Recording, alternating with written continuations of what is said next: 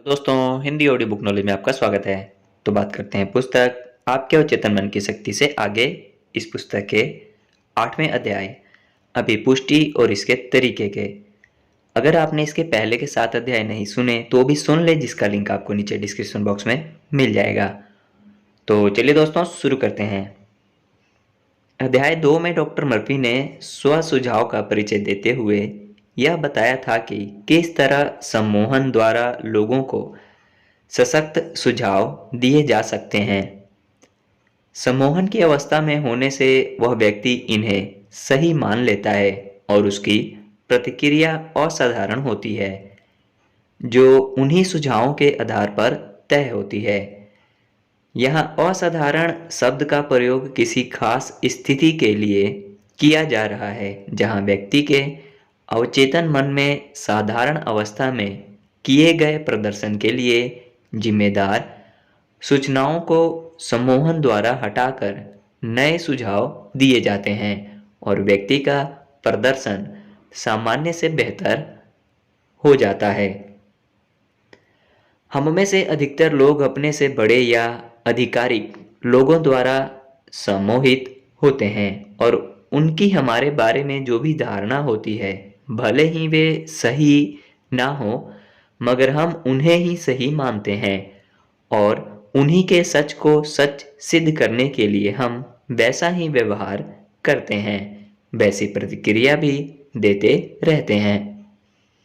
सम्मोहन विशेषज्ञ ली पुलोस पीएचडी ने बताया कि युवाओं के साथ काम करने में उनके सामने जो सबसे बड़ी चुनौती होती है वह है उनके अवचेतन मन में बचपन से उनके पालकों या अन्य बड़ों द्वारा भरी गई हानिकारक सूचनाओं के सम्मोहन से उन्हें मुक्त करवाना। वे सूचनाएं जो बचपन में उन्हें दी गई थीं और उनके लगातार दोहराव से वे अवचेतन में जड़ें जमा चुकी होती हैं और ये ही उनके सदमे का कारण बनती हैं। अब देखते हैं कि अभिपुष्टि किस तरह हमारे अवचेतन मन की पूर्व सूचनाओं को हटाने और नई सूचनाएं डालने में मदद करती है। इसके द्वारा हम ऐसी सूचनाएं अवचेतन में डाल सकते हैं जो सही हो, अद्यतन हो और प्रासंगिक हो, तथा कल हम जो थे उस पर आधारित ना होकर भविष्य में हम क्या होना चाहते हैं इस पर आधारित हो। डॉक्टर मर्फी ने स्व सुझाव के लिए ही दूसरा शब्द अभिपुष्टि दिया है। हमने पहले भी अभिपुष्टि की व्याख्या की है, जिसके अनुसार अभिपुष्टि ऐसा सकारात्मक या नकारात्मक कथन होता है जो कि आपको अपने इच्छित लक्ष्य या परिणाम की ओर ले जाता है। यह कथन या विचार वास्तव में सत्य ना हो या सत्य हो, मगर हमारे विचार से यह सच है और हम इसी के अनुसार काम करते हैं। साथ ही यह भी हो सकता है कि अंतिम परिणाम जो अपेक्षित है वह आपकी इच्छा अनुसार ना हो, मगर जब आप कहते हैं कि मैं इसमें कभी भी अच्छा नहीं रहा, तो आप स्वयं इस सत्य के सामने हार मान लेते हैं और अपने अवचेतन मन को इस बारे में सतत यही सूचना देते रहते हैं और उसके विश्वास को पुख्ता करते जाते हैं। आपका अवचेतन इसे सही मान लेता है और आपके इस विचार के सहयोग में काम करने लगता है। हम और आप जीवन भर अभिपुष्टि का प्रयोग करते रहते हैं।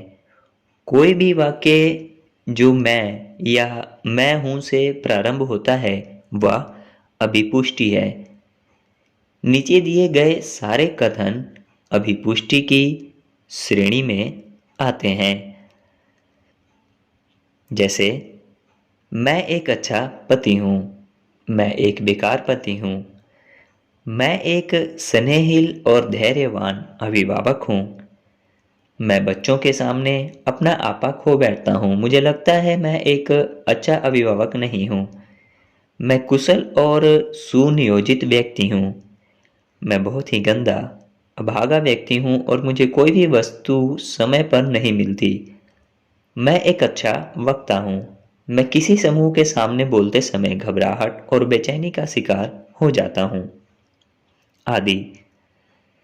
याद है हमने कहा था कि अभी पुष्टि सकारात्मक या नकारात्मक कथनों का एक समूह है, और ये कथन भले ही वास्तव में सत्य ना हो, मगर हम इन्हें सच मानकर चलते हैं।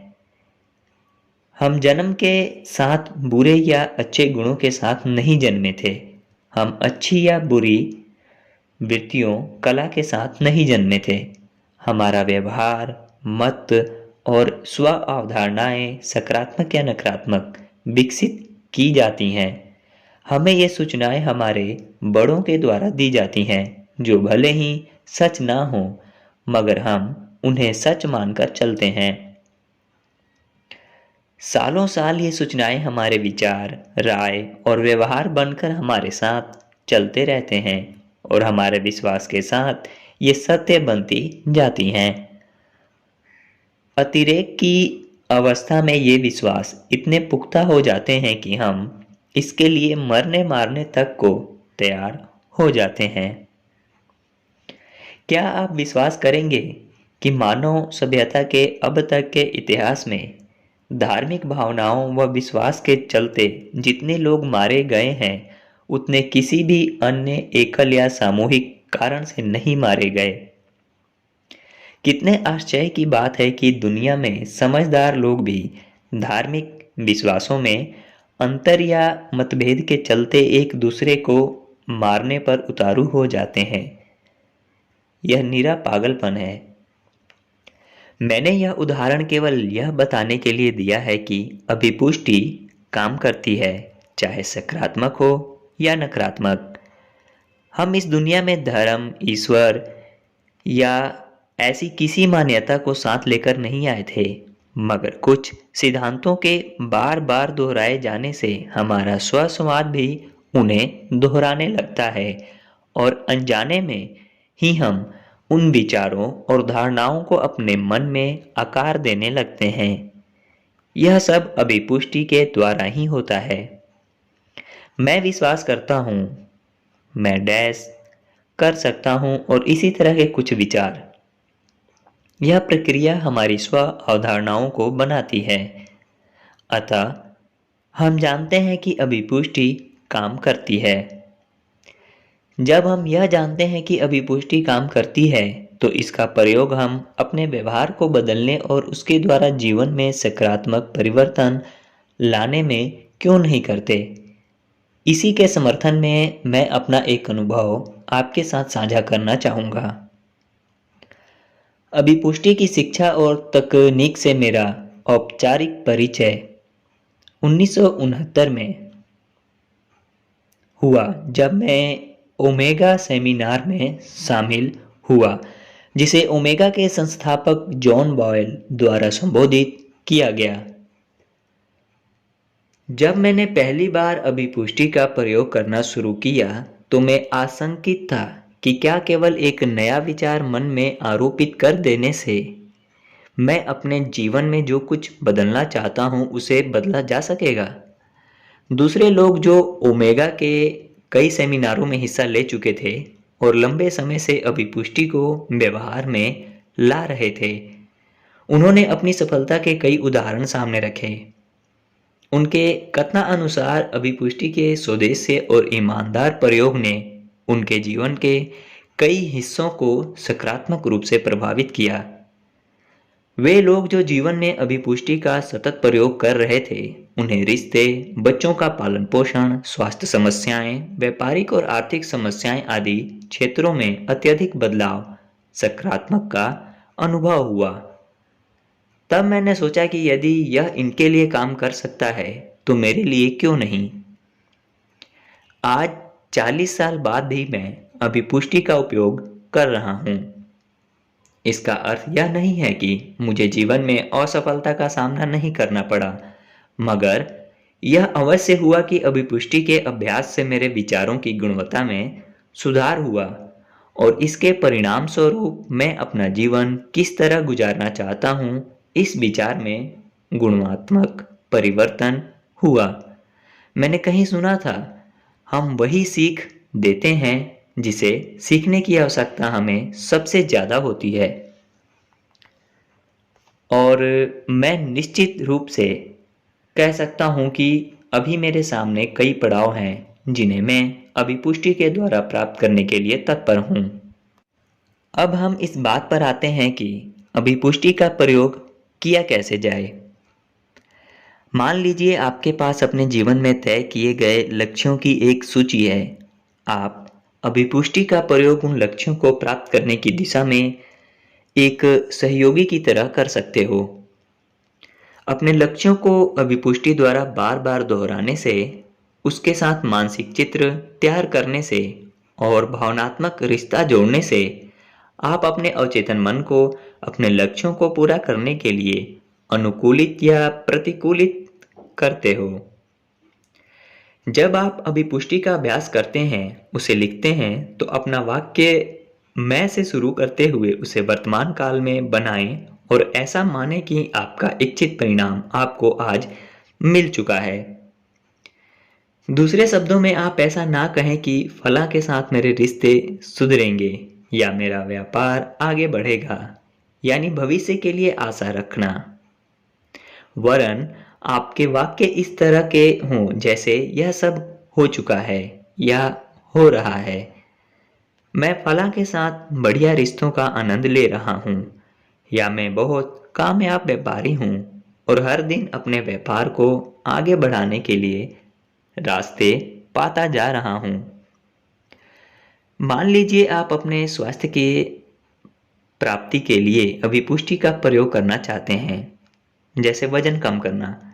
यदि आज के अनुसार आपका वजन 225 पाउंड है और आप इसे 195 तक लाना चाहते हो, तो आपकी अभिपुष्टि इस प्रकार होगी। मेरा वजन 195 पाउंड हो गया है और मैं बहुत हल्का और प्रसन्न महसूस कर रही हूँ।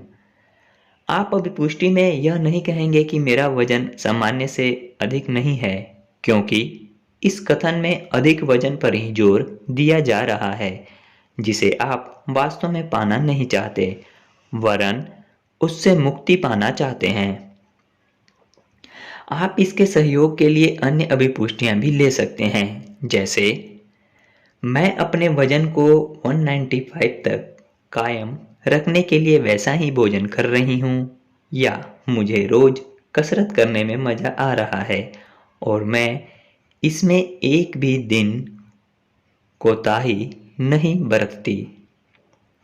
याद रहे, अभिपुष्टि केवल हमारे व्यवहार में बदलाव लाने के उद्देश्य से की जाती है। आपकी अभिपुष्टि की मैं अच्छी दिखना चाहती हूँ या अच्छी दिख रही हूँ आपके व्यवहार में बदलाव लाएगी, मगर आपके बिस्तर के पास फ्रिज को नहीं लाएगी। अभिपुष्टि के संबंध में एक बात महत्वपूर्ण है कि आप जब भी अभिपुष्टि करें, उसके साथ मन में उस अंतिम अवस्था का चित्र बनाएं जिसे आप प्राप्त करना चाहते हैं।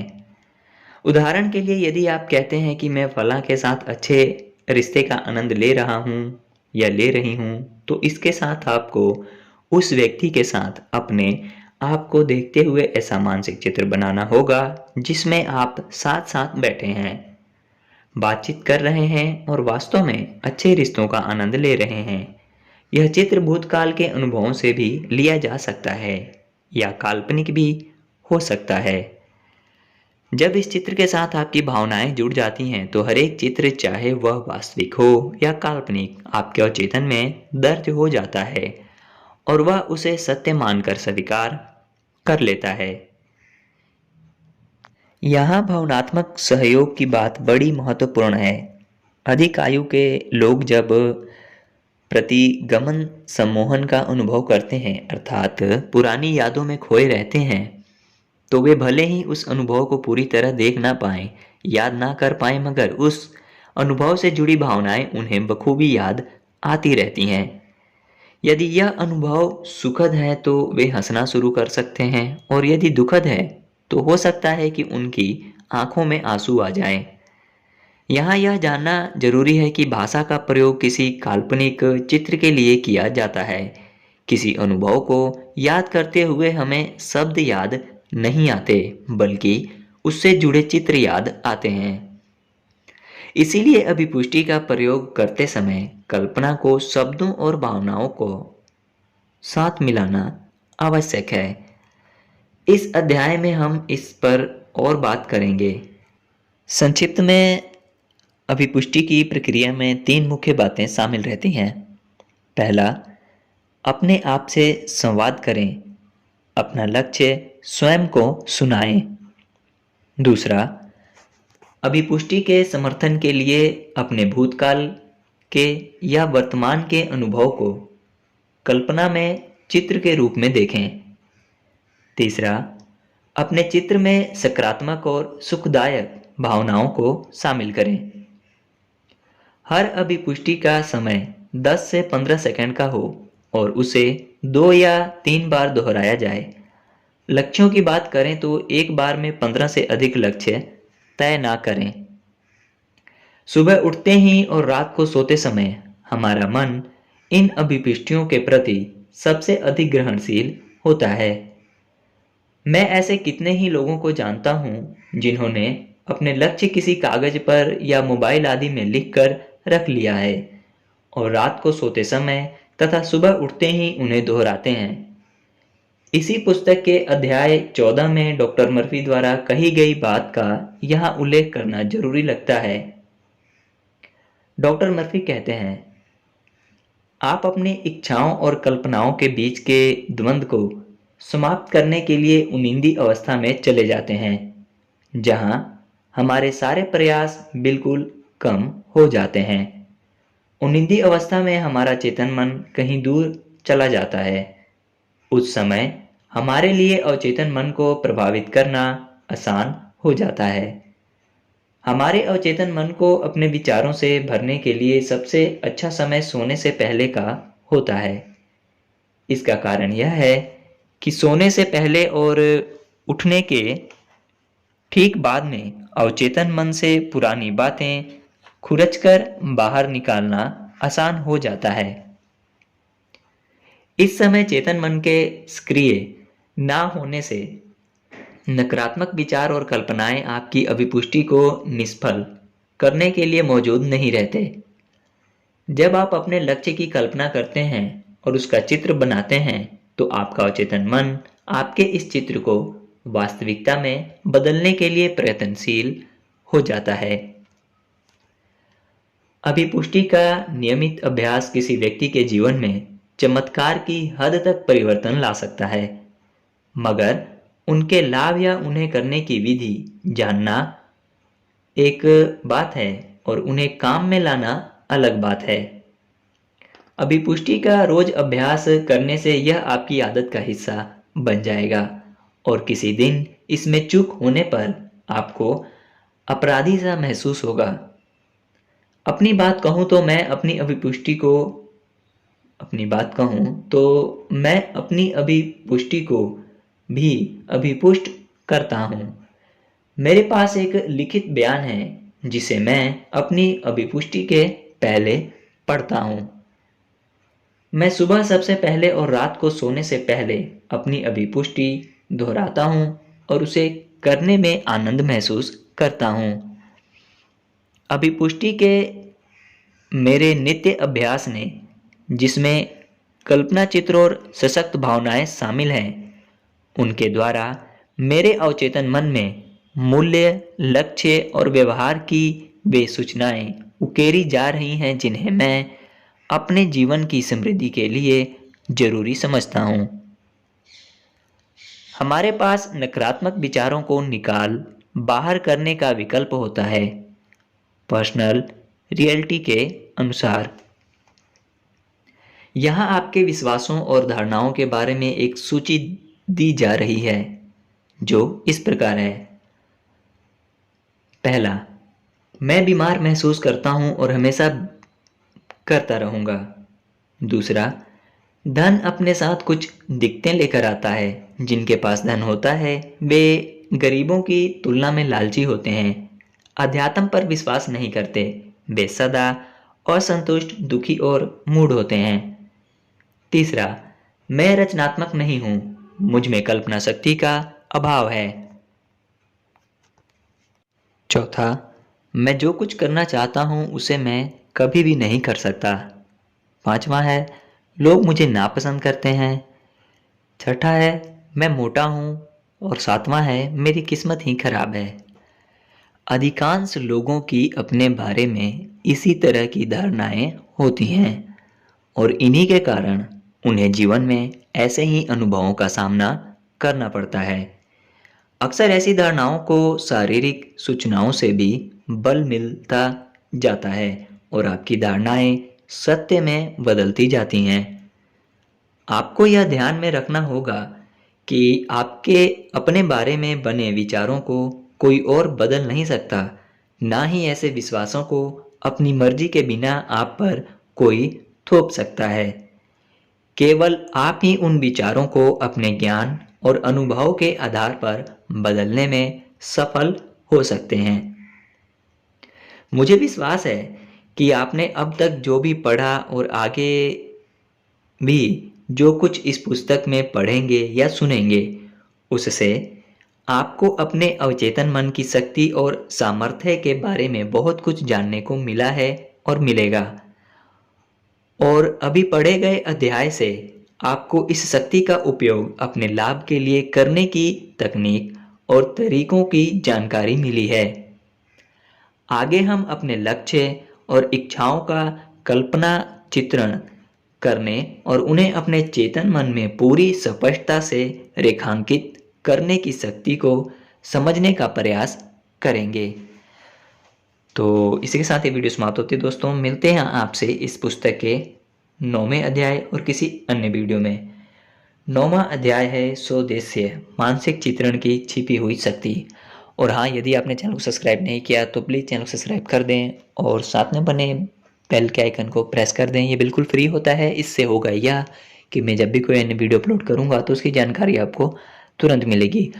और जानकारी अच्छी लगी तो अपने दोस्तों में, रिश्तेदारों में, मित्रों में, प्रियजनों में शेयर करें, लाइक करें, कमेंट करें, जो भी आपका दिल चाहता हो। Thank you so much. ध्यान रखें अपना और अपनों का।